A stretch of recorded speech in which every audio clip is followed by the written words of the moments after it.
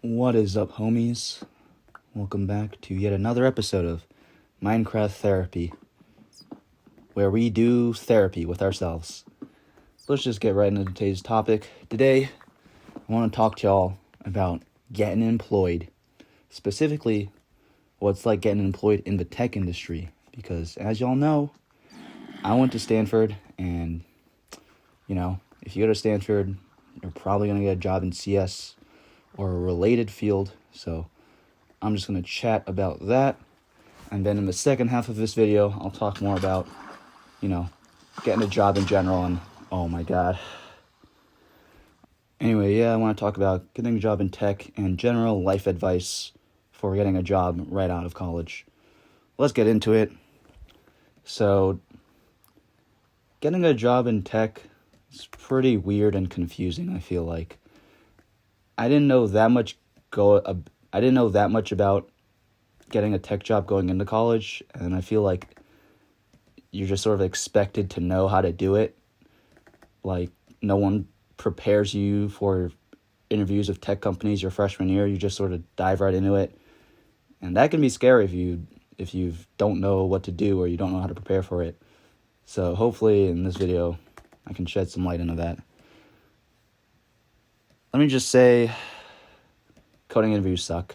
Coding interviews for CS are major doo-doo. I don't know anyone who really enjoys them. They're pretty tough, I don't know any other job where they expect you to on the spot show them what you're going to do and prove that you can do the job, you know what I mean? If you're interviewing to be an accountant, I don't know that they make you crunch numbers on the spot. Maybe they do. I don't know anything about accountants, so maybe they do that, but I don't know. If you're a lawyer, do they put you on trial on the spot? I don't think so. If you're going to interview to be a chef, they don't force you to cook on the spot and prove you can cook. So I feel like CS is interesting in that aspect, and it can be tough, It's not always a fun time to do that, to just prove on the spot. They give you just a random question. They're like, hey, you got a list, you want to sort the list, or hey, you want to get from point A to point B, how would you do it? Write some code right now on the whiteboard. And you're like, that can be pretty panic-inducing, and honestly, I'm not sure that coding interviews are the best way to prove that you can code, It's kind of like a weird, random way to pick who to hire. It's sort of I feel like presidential debates aren't a good way to pick the president. Just because you're a good debater doesn't mean you're going to be good at making decisions that affect the welfare of the country. So I feel like coding interviews are sort of in the same respect. It's just because you're good at writing code on a whiteboard, does that mean you're going to be good at coding on a day-to-day basis? Maybe I'm just salty because I never got a job from a coding interview. So actually, maybe just ignore all the advice I'm giving you, because I've never gotten a big tech job from doing a coding interview. So maybe I'm just salty about that, but I don't know. I feel like it puts a lot of stress on people, and is not perhaps the best way to determine who's going to be good at the job. Plus, so much of CS, I feel like, is learning on the job. You're not going to know every language going into the job, and I'll go a bit more into this later, but CS is also kind of elitist in that respect. They kind of do expect you to know everything going into the job. At the same time, you're going to have to learn languages and processes at the job. So is doing a whiteboard problem where I tell you how to sort a list alphabetically really proving anything? I feel like not really, but maybe it's just a competency test for, college students that I never passed. So don't listen to any advice I have, I guess. Like I said, I feel like the tech industry is pretty elitist. I don't know. It feels like the tech industry is full of these nerds who will be you don't know cloud computing? What's wrong with you? Are you stupid? I can't believe it. Maybe I'm one of those actually, but I feel like I'm not. But yeah, the whole tech industry seems so elitist to me. There's so many blog posts that are like, oh my God, like someone at our job didn't know how to do this algorithm or didn't know what TLS encryption is. What a dumbass. It's like, are we supposed to know that? I feel like there is so much shit to know in CS. It's like weird to be like elitist about it. Like, oh, I can't believe like the bytes. You don't know like the bytes in the whatever. It's like, bro, calm down. Like, not everyone's fucking obsessed with like learning CS all the time like you are. I don't know. I don't want to like shame nerds for like learning shit because, you know, I am a nerd myself, but like, I don't know. It's like, it's kind of like whack, you know, that like people will be like so freaking elitist like that and be like, oh, I can't believe you're such a dumbass. Like, what's wrong with you? It's like, I don't know. It just feels bad, man. It feels bad. And I feel like maybe that's why like tech has like a diversity problem too. You know, it's like you have these tech bros that are like, oh, I can't believe you don't know this or that. And it's like, it turns away like normal people. I feel like just normal people who aren't obsessed with code and treat it like a job, which I feel like that's not a bad thing to treat your job like a job. I'll go into that later, but like I feel like a lot of tech companies really want you to buy into the culture of a tech company and treat it like a lifestyle, which is like, do other companies do that? Like, is that expected? Because that's like kind of weird and like cult-like, I feel like, to be like, we're a family and you have to treat us like a family. It's like, what if I don't want to though? So that's kind of weird, I feel like. But yeah, there's that. Also, so I'll go into the elitist thing maybe in this, or I'll go into like treating your job as like a lifestyle maybe in the second part of this video. But I feel like in tech there's also a difficulty with like work-life balance. So what is work-life balance? Work-life balance just means, as the name suggests, balancing your life and your work so that neither one is like, you know, you don't want to have so much of a life that you wake up drunk every day to work, but you also don't want your work to be like in your face on the weekends, you know? So that's just what work-life balance means. How the fuck did I get down here?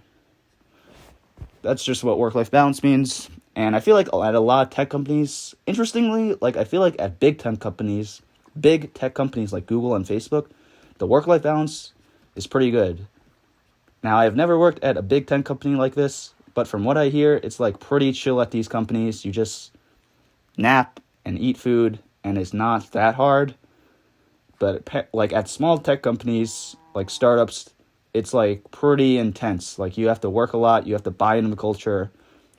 You're working weekends. You're working many hours per week. I don't want to name a number because then it's like a big like dick comparing competition, like who can work more hours per week. But yeah, I feel like that's a weird thing. It's like sometimes people who work in tech want to make a point of like machicism or something, that like, oh, I work like so many hours per week, bro. Like I never sleep. All I think about is work. It's like, okay, dude, that's cool, I guess. But I feel like they expect you to do the same. Like your life is supposed to be work too, which is like, that's not everyone's style, I feel like. And honestly, that's not my style. I don't want work to be my life. There's nothing wrong with you. There's nothing wrong with like identifying strongly with your work, but I personally don't have that be one of my defining characteristics. So I feel like in tech that's weird, that not weird, but it can be unhealthy that like to encourage that so much among other people. Yeah, let me just talk about getting a job in tech, what that process is like. So normally it can be a pretty complicated process. You know, you'll have your phone screen, so that'll be with like a recruiter. Basically all they're doing there is trying to make sure you're not crazy. They'll just ask you like, hey, where have you worked previously? Why do you want to work here? You just say things like, oh, I worked at here and here, and I want to work here because it's a great company. Just don't say like, I want to work here because I want to get revenge on whatever. You know, you just don't say that, and you pass the phone screen. You know, there's a phone screen. After that, maybe you'll have a phone interview. So someone from the engineering team will come on you, ask you a question, and you'll have to like live code it or explain it to them, which can be very stressful. I had a lot of these my senior year, and let me tell you, it was not a fun time to do that. I would get back from class and I'd be like, fuck, I gotta do a phone interview. And then they ask me, yo, you have a schedule and you want to make a scheduling app, do that shit. And I'm like, fuck, I gotta do it. So that's not fun. I feel like coding interviews in general, people make it sound like, oh, this should be a fun thing, but it's really not, because it's quite stressful, because you only have one shot to prove that you can code, which again, I feel like in other professions, they don't make you fucking do that on the spot, you know? No one is telling someone who interviews at a maybe, I guess if you interview at a restaurant, you have to cook food eventually, but no one's telling you on the spot, hey, you better fucking cook this shit. Or telling lawyers like, hey, y'all better pass this trial I'm about to spring on you. Like, that's, I don't know. And then if you get past the phone interview, you'll get to the in-person interview. So you go to the company's headquarters, they'll fly you out, they'll pay a bunch of money to get you to where you have to be, fly you out, whatever it takes, and make you do an in-person coding interview.